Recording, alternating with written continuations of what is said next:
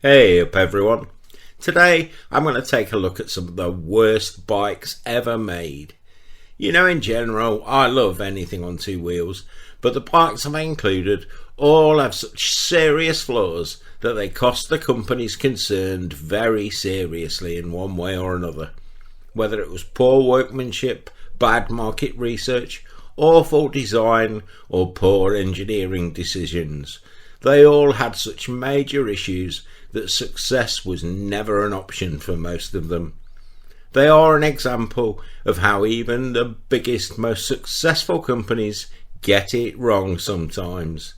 These are the bikes that the manufacturers would rather we forget.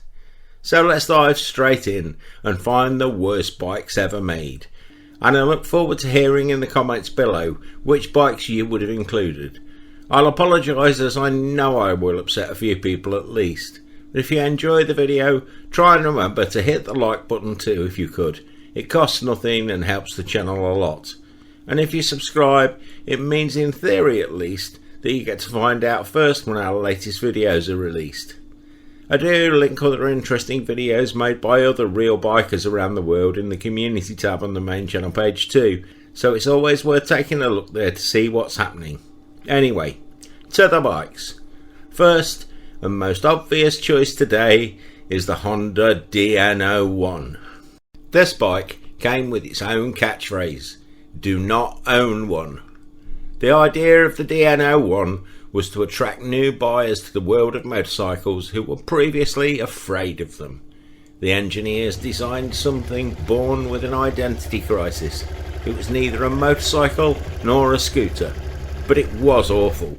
Can you imagine Vespa or Lambretta building a scooter that weighed more than a Harley and had a 1609mm wheelbase and no storage space?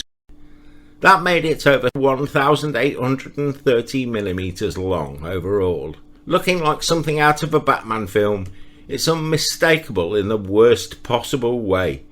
You aren't likely to see one very often, and despite its weight of over 270 kilos, comfort was non-existent, and it had no load carrying capacity for touring or a passenger. I have no idea who Honda ever thought would buy it. The gearbox was called the human-friendly transmission, but it wasn't. It had two different auto modes and a 6-speed electronically shiftable manual mode, so it was just too complicated. And because the bikes were so long and heavy, it was useless for city riding. I remember one quote being that it was 2 parts scooter, 1 part cruiser and 1 part sports bike. The problem was they'd used the wrong bits from each bike. Next, we have the Morbidelli V8. The Morbidelli story is a complex one, and I may look at it more deeply, but Giancarlo Morbidelli wanted a V8, and after leaving racing he decided to build it. The aim, to build a faster, smoother and more comfortable bike than any other Italian motorcycle. He failed on all 3 counts. The 850cc 32 valve double overhead cam V8 engine ran like a Swiss watch, but produced just 100 horsepower and had poor performance compared to the opposition. Pininfarina were blamed for the design, but that was a story in itself. The chassis was too short, making it uncomfortable, unstable and with little room for a passenger, and with a price tag that would be the equivalent of between £150,000 and £200,000 today, it was outrageously expensive. If truth be told, only 3 or 4 were ever built, and the projected orders never happened. The original bodywork gave it the look of a frog that was having something horrible done to it, and even after the original bodywork was reworked again, it looked little better. It was a sad end to a once great company, but the motorcycle industry can be brutal. Next, we have the Honda 400 Hondamatic. Now imagine, it was the late 70s. Motorcycle manufacturers were throwing everything they had into building better, faster motorcycles. We had the 2-stroke wars, and then we had the CB750 and the Z1 at the top of the 4-stroke market. Maybe not Honda's best motorcycle, but the CB400T or Honda 400 Dream was a good bike. But Honda had the ridiculous idea of bolting a 2-speed semi-automatic gearbox with a heavy torque converter to it, and they ruined it. The Hondamatic 400 had 2 forward gears, slow and slower. They had to be manually selected by the rider too. There was a gear position indicator instead of a tacho in the instrument cluster for those people who couldn't count to 2, but it did have a parking brake. The engine was strangled by small carbs just to give it enough low-down response to get the torque converter spinning. Rarely have so many things been wrong with the design, and there was just no market for a mid-range, underpowered automatic motorcycle. Next, we have the Buell R1000 and R1200 Battle Twins. Now, Eric Buell might have been a genius designer in some ways, but the Buell Battle Twin shows he shouldn't have been given his crayons back as a child. Buell's interest was engineering and efficiency, not styling. The Buell Battle Twin hid the heavyweight air-cooled Harley engines in bulbous, fully enclosed bodywork to improve aerodynamic efficiency, but it wasn't exactly good at cooling the engine. About 100 Buell R1000 and R1200 Battle Twins were manufactured in the end, 50 using the engine from the XR1000 and just over 50 more using the 1200 Evo Sportster engine. The front mudguard was huge, and if you thought that was bad, going around the back you saw that they had modelled the rear on a hippo with diarrhea. Despite its bloated looks, the Battle Twin was actually a small bike with a very short wheelbase. This made the riding position great for somebody who was 5'2" and 8 stone wet through, but for anyone else it was cramped to say the least, and was made even worse by the constant unbearable heat from the air-cooled engines, which dumped that superheated air straight onto your legs. The production model had a clunky and fairly standard Harley 4-speed gearbox, and the 16-inch wheels and ultra-short wheelbase just made it too twitchy. Despite all of its shortcomings, the Buell Battle Twins bulbous bodywork actually worked. Even with a Harley engine, the factory race bike would hit around 180 miles an hour, but it won few friends, even in the die-hard Buell community, and it was a horror to ride anywhere the tarmac wasn't perfect.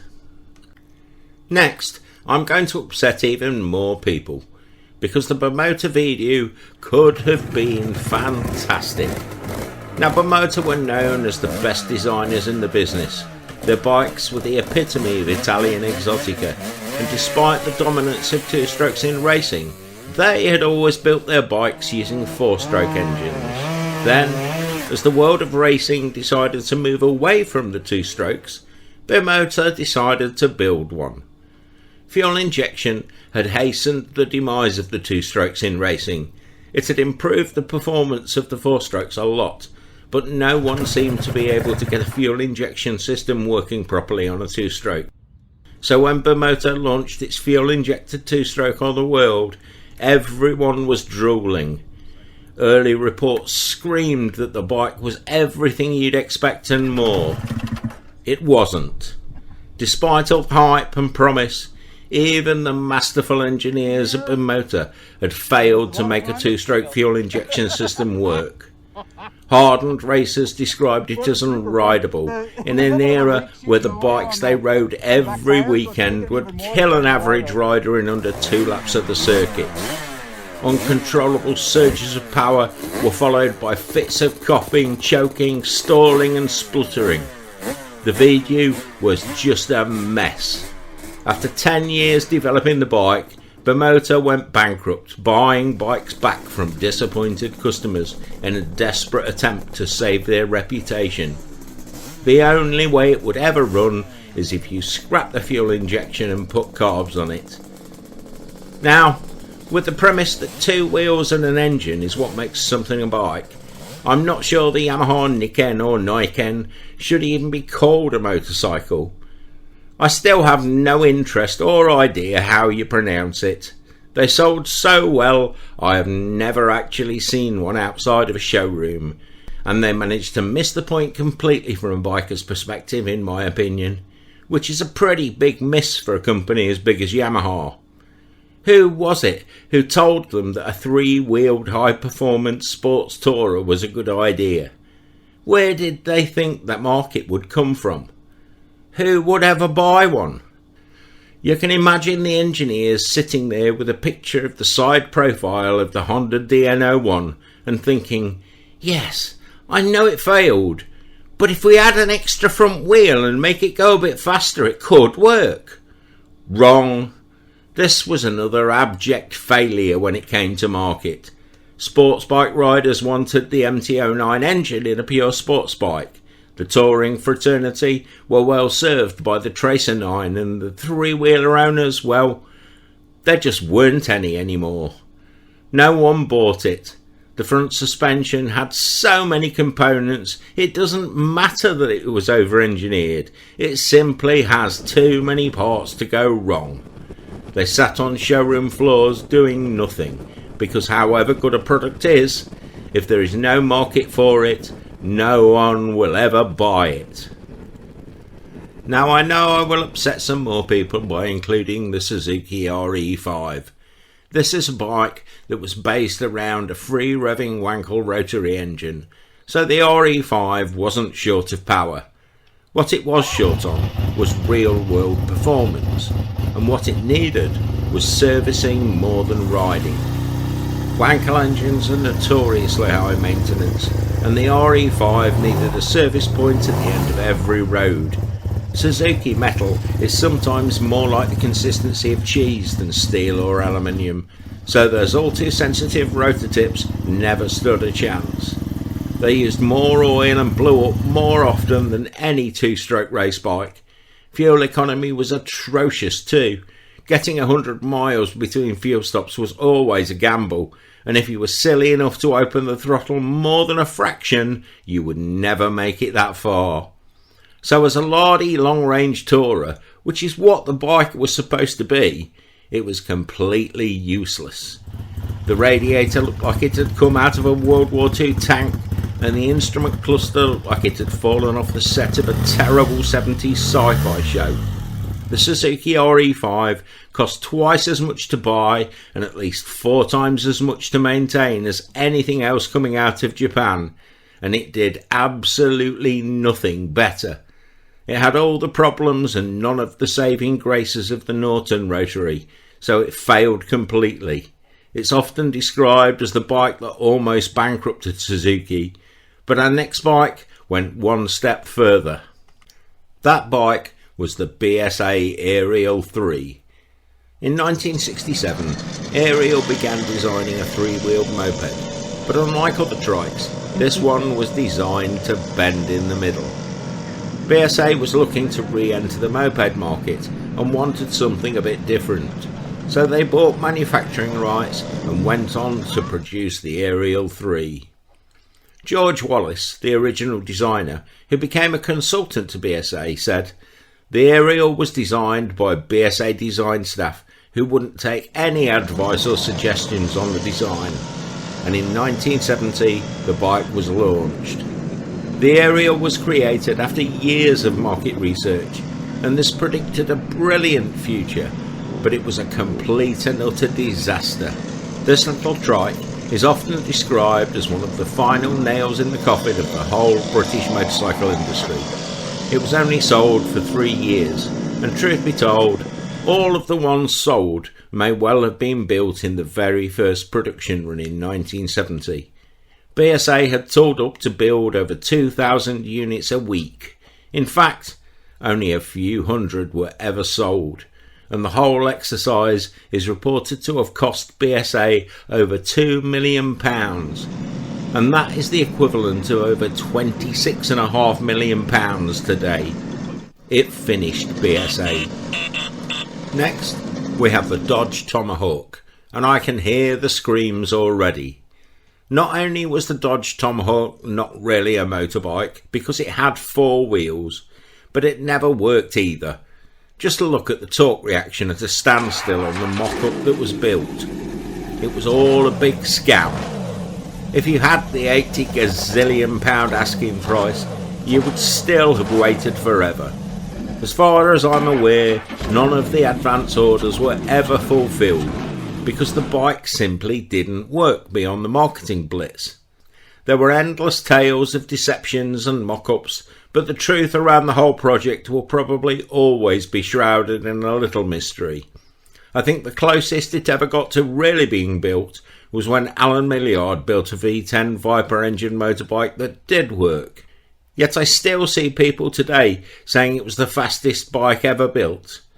Unless I see it run with my own eyes, I'm unlikely to ever believe it now. Now, we started today's list with a bike that had an identity crisis, and I'm going to finish with another one too. CF Moto have now become one of the giants of the industry, with tendrils that reach into many pies. But before their success, they made mistakes too. The CF Moto V5 Sport Cruiser wasn't sporty or a cruiser, so we're not off to a good start really. The name just confused people. It looked like a lawnmower engine was powering a ray gun. The 250cc water-cooled lump of an engine was a copy of the Honda Helix scooter engine, but it was a bad copy. This bike leaked oil like a sieve. The performance of that sporting engine, depending on the market it was being sold into, produced a massive 15 horsepower, but it was dulled even further by an awful CVT gearbox. The engine was bolted into an average motorcycle frame, and then all the bits you wanted access to were covered up by badly fitting plastic panels held together with push clips. Just about every panel had to come off to do any work on it, which is what you would spend most of your time doing if you were unfortunate enough to own one. Faulty oil lines were assembled without seals, creating a self-draining oil system that poured the oil directly into the path of the rear tyre. If the engine didn't blow, there was always the chance of a long uncontrollable slide on the horizon, and that horizon always seemed very close. The seat padding was luxuriously ineffective, and the seating position meant that comfort levels were non-existent. Not helped by the suspension. You hit the stop on the rear suspension so often it was torturous. Between forks diving and rear suspension bottoming out, the ride felt like it was more likely to induce motion sickness than actually get around the corner. The wheels looked like they had come off a road roller too, and it didn't help the unsprung weight or the steering. Every corner was like a wrestling match with an elephant seal coated in grease. It did have its own stereo system mounted on the upper triple clamp, but it had no display at all, and if you did turn it on while the bike was running, your ears would be met by an ear-splitting screech as the radio was driven past its limits by the RF interference from the electronics on the bike. If you can get the hopelessly optimistic speedo up to an indicator 60 miles an hour, that will be downhill with a tailwind. And if you do get it there, you will probably have a maximum of about 10 minutes left. If the oil slick being dribbled onto the back tyre doesn't get you, and the leak is slow enough to hold in at least some of the oil, don't worry, the overheating will make sure you have a seized engine by the end of the ride. I guess it is fitting that the worst bike on today's list is also one of the newest. It proves the point that even today, the biggest companies often make the biggest mistakes. I hope you've enjoyed the video, and as always, I look forward to hearing about the bikes you would have included in your comments. YouTube are hiding things again too, including comments. I do still reply to all the comments, so if you don't get a reply, your comment isn't showing. And I don't block any, but do know that YouTube sometimes does. If you have the time to look around the channel, you might well find some videos you haven't seen before, and if you got this far and haven't already, don't forget to hit the like button and subscribe to the channel. Subscribing does help a lot and means you get to find out first when our regular updates, news, views and other videos go out. at least in theory. But do keep checking, because YouTube is hiding the channel. Please share the video with anyone you think will be interested too if you could. That is one of the things that helps the most. It kicks the YouTube algorithm into gear and helps to get the channel out there to new viewers. For the best biker t-shirts and other merchandise made by bikers for bikers, you can visit the website or the Redbubble shop linked in the description below too. There are other exciting motorcycle adventures and other stories from the shed and beyond on the website too, so why not grab a cuppa and take a look around. You won't be disappointed. Thanks for watching, and I hope you get some great riding in, and remember, keep your spanners close and your keys even closer. Ride free, everyone!